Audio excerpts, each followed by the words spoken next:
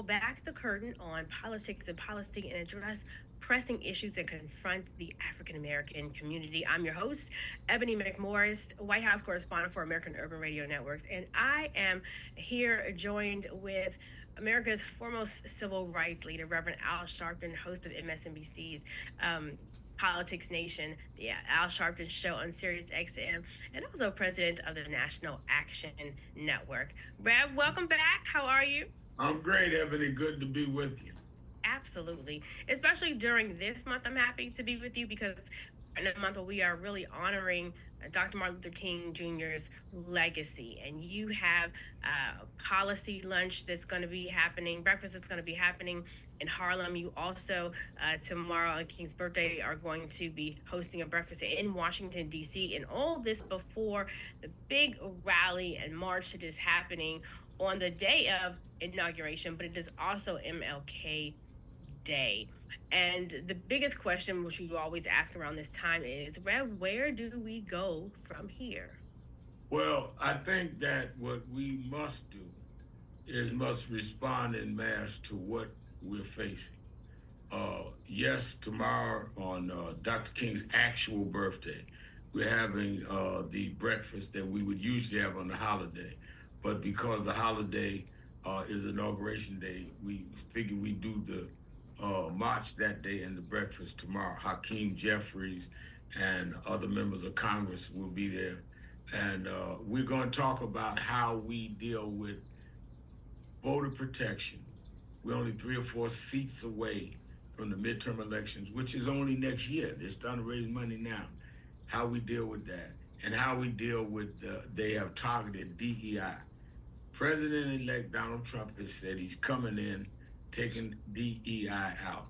Well, what we're going to do at the session on Saturday, where we have all the officials coming from New York and New Jersey, and then when we get back to Washington on Monday, we're going to gather and march from McPherson Park Square to Metropolitan AME Church. And I might say the reason we're going to Metropolitan is a historic church. That's where Frederick Douglass's funeral was. That's where we brought Rosa Parks' body.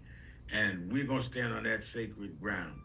And while Trump is putting his hand up, taking the oath to be the 47th president of the United States, I'm going to have the hundreds of us that march take an oath that we're going to keep Dr. King's dream alive. And how are we going to do that? We're going to announce that we're forming a commission that's going to study for 90 days those companies that enjoy a large consumer base in the Black community and have a small profit margin. And the 2 or 3 companies that have enjoyed the most and are now saying they're anti-DEI, then we're saying, fine. If you don't want to have diversity in your executives, you don't have diversity in your contracts, you don't have diversity in your advertising with Black media, you don't want to have diversity in terms of those that get applications, then you won't have diversity in your consumers. I grew up, when I was 13 years old, I became youth director of Operation Breadbasket's New York chapter, which was a part of Dr. King's organization. It was the year he was killed. And I learned very young, if you call a withdrawal, which they would call a boycott, you don't have to stop everybody. If you've got a margin of profit of 3-4%, if I stop 6 people long enough, you're operating in the red. The only question is, can I keep them out longer than you can operate in the red? We need to make some examples out of people with DEI. Donald Trump can't make me spend my money where I don't want to. The House of Representatives or the Senate can't make me spend my money. So you want to go with that? Fine. Let their people be your consumer base. We're not going to do it. Where did we get that from? Dr. King, that's what he started in Montgomery. They said it was better to walk with dignity than ride with shame. We're going to do some dignified shopping. We are not going to be paying and buying from people that disrespect us. You want to go with Trump? Let him buy your stuff. Rob, we've been seeing a rollback of these companies one by one, piggybacking off of of each other. Have you heard back? I mean, I know people, we've been railing about it. Have you heard back from any of the companies and what they think or how they feel? I mean, we even just saw the announcement with Meta Mark Zuckerberg talking about getting rid of fact checking. I mean, we honestly know what a lot of that is about. We already had issues with that anyway, with how it was run, but we're seeing it on so many different fronts. Have you been able to communicate with any of these business Some owners? some of the companies have talked to us, but again, they've got to publicly come out. Right. Otherwise, I'm not going for these private conversations. That's why we're gonna publicly do, drop the list. We're gonna start and make the commitment on Monday, and 3 months later in April, we're gonna release. These are the companies we're going after. The reason we've not heard anything is that we have not fought back. So Mm, there's nothing for them to respond to. Trump has shot a barrel across the barrel.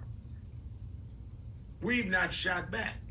So yeah. companies are only responding to him. But if they had an alternative that they had to deal with, they have to now choose between their black and their brown and other consumer bases and Donald Trump, who ain't gonna give them nothing. We used to have an expression when I was growing up in the movement that rabbit hunting ain't fun when the rabbit got the gun.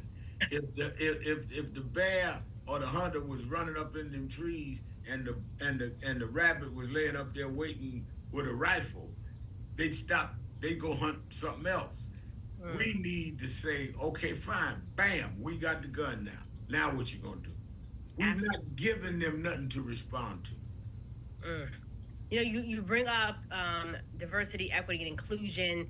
We're in the time of transitions of power and confirmation hearings and confrontations, and we see the confirmation hearing happening right now with Pete Hegseth to be the defense secretary, and many of the members are running back comments that he's made when it comes to not wanting women to be in infantry, but quoting numbers of women who are actually in infantry, saying that moms shouldn't be in the military. All the things that he said, women have made it weaker.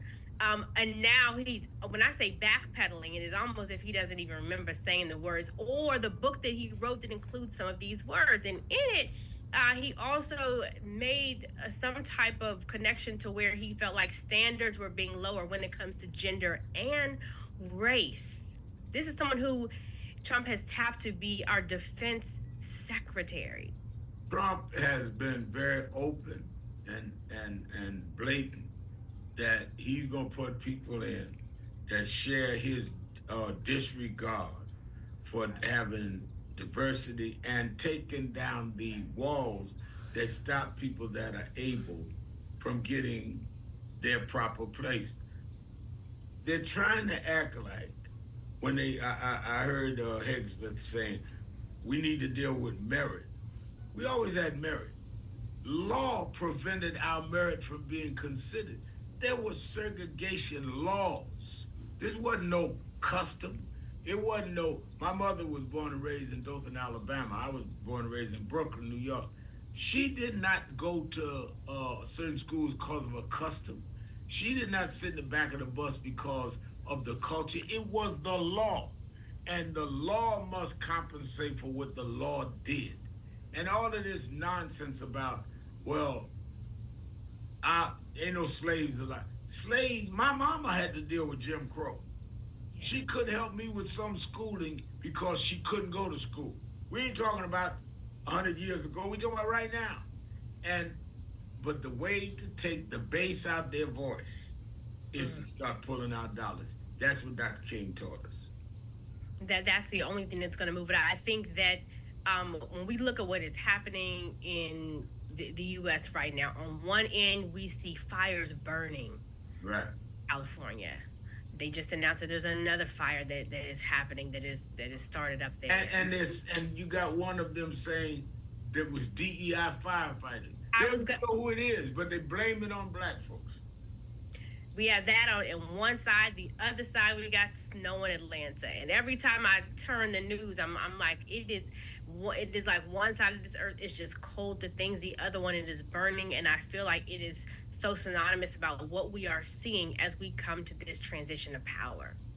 I think that when you look at And it's interesting you say that because I think about that every morning in my meditation when I get up. I get up before dawn and I know. I do see the some prayer. notice. Yeah, prayer and meditation, then go work out. And I think that some of the signs is that God is still in charge. I can make your warm places cold with snow, and I decide to win.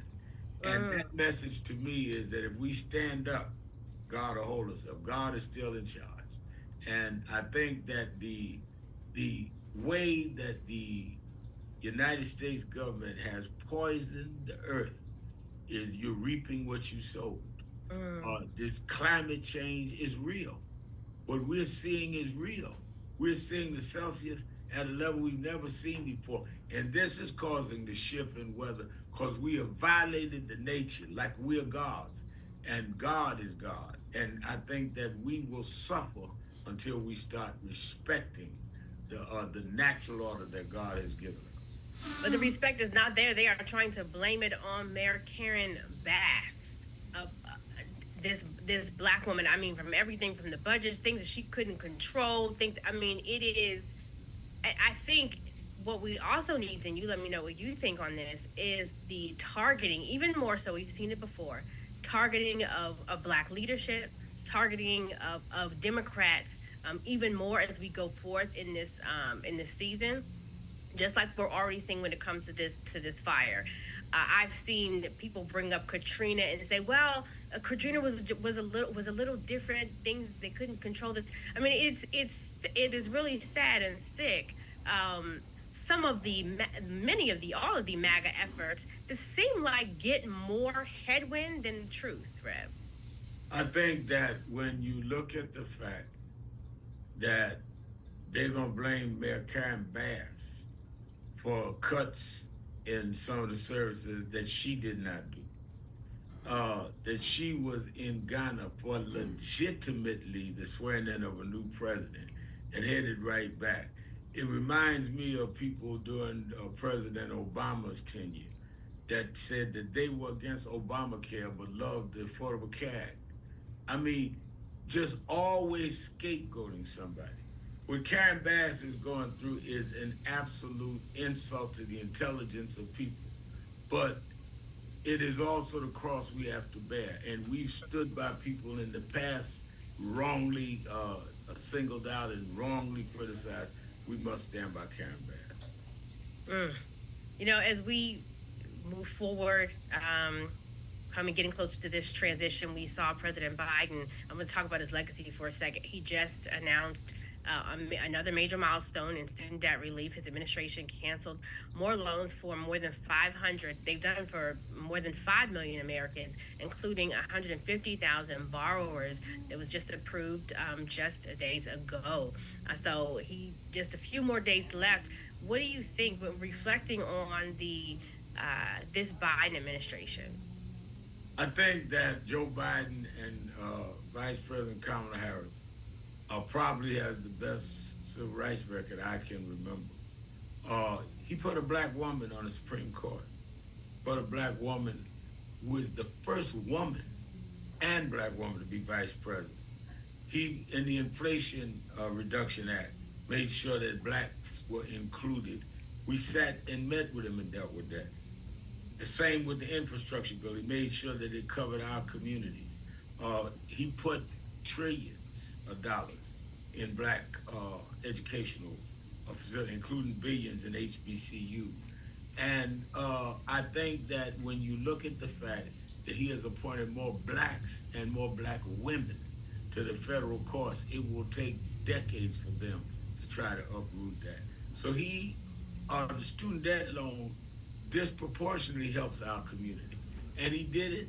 They had the conservative Supreme Court try to reduce it. He came and found another way to continue to do it and announced it this way.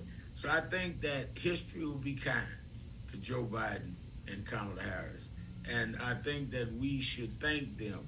But then the best way to thank them is to get ready for the midterms, as we did in when 16 turned into disaster.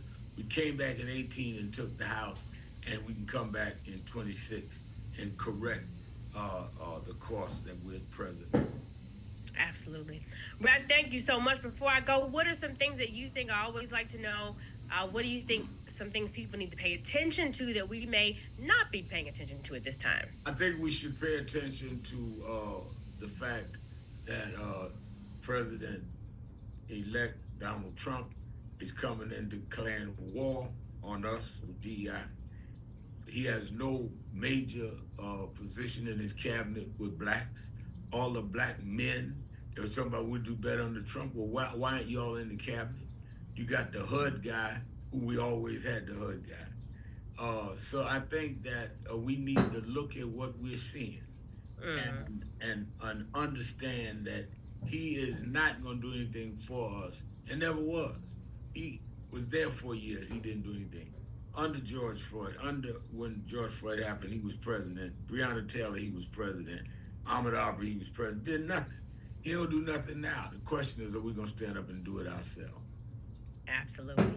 Rap, thank you for coming on the record with me, sir. I look forward to seeing you at the breakfast and hearing the policies and changes that you all are going to be talking about, and also following up and keeping our listeners connected to what you are doing. Thank you so much. Thank you. Always good to be with you, Evan.